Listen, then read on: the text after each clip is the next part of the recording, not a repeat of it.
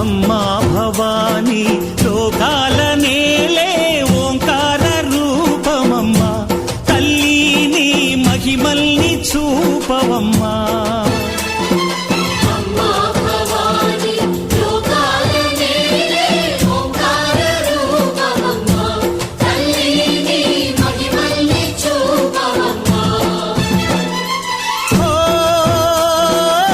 సృష్టికే దీపమా, శక్తికే మూలమా, సింహరథమే నీదమ్మా.